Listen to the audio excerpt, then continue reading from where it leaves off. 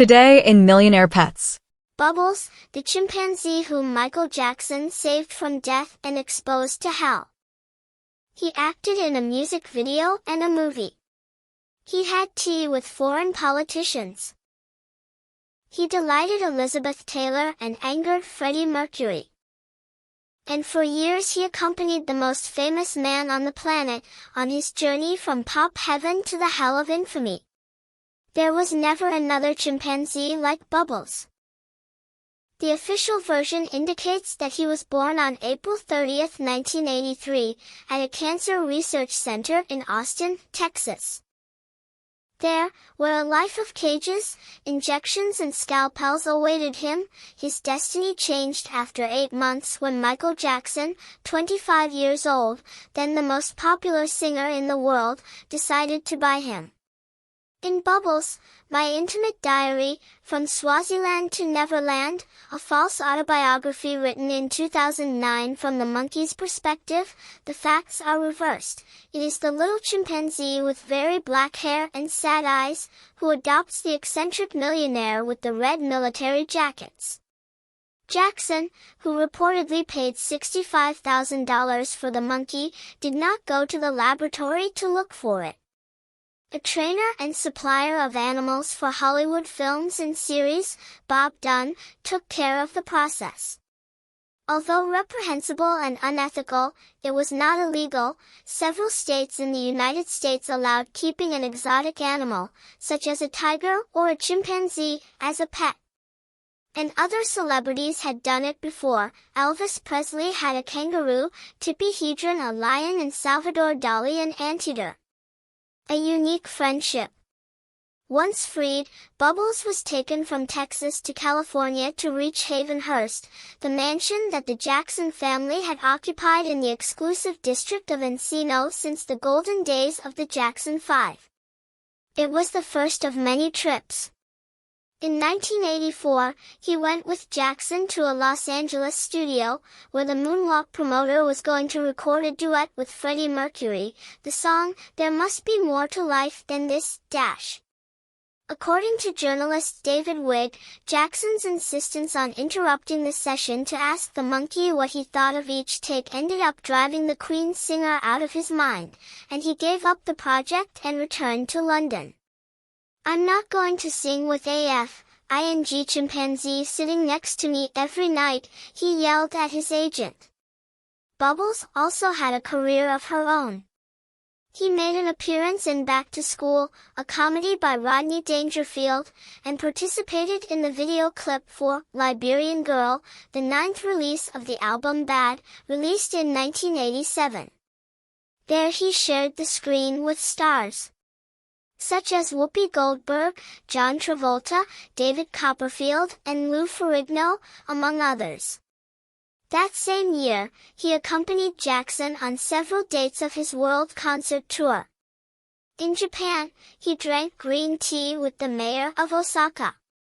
Back in the United States, he went with the singer to a dinner at Elizabeth Taylor's house, where, according to several guests, he was the life of the party. Jackson and Bubbles' public appearances were widely reported by the press. This, along with other eccentricities of the singer, such as the drastic changes in his physical appearance, his interest in buying the bones of John Merrick, the Elephant Man, from a British hospital, or the rumors that he slept in a hyperbaric chamber.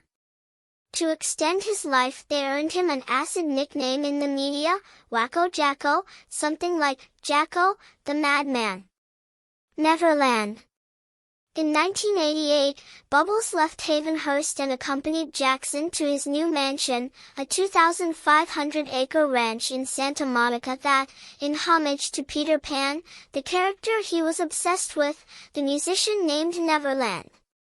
At the ranch, which included a personal amusement park with bumper cars, a movie theater, a Ferris wheel, a roller coaster, a private zoo, and a steam locomotive that linked all the attractions, Bubbles seemed to lead a life of luxury.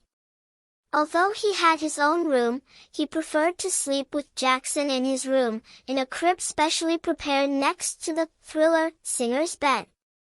In the book Michael Jackson, The Magic and the Madness, The Complete Story, author Randy Taraborelli recounted that Bubbles often sat in the movie theater next to Michael and ate candy from a vending machine. Lockdown and violence. Bubbles' prominence in Jackson's life began to wane in the mid-90s, when the singer began to make headlines with activities not linked to music, such as the numerous allegations of child sexual abuse, his 2 failed marriages, and the birth of his 3 children, in 1997, 1998, and 2002. Chimpanzees, like other wild animals, exhibit violent behavior in their adult lives and are not suitable for living in a residential environment. Supposedly concerned for the well-being of his new family, Jackson decided to cage him inside the property.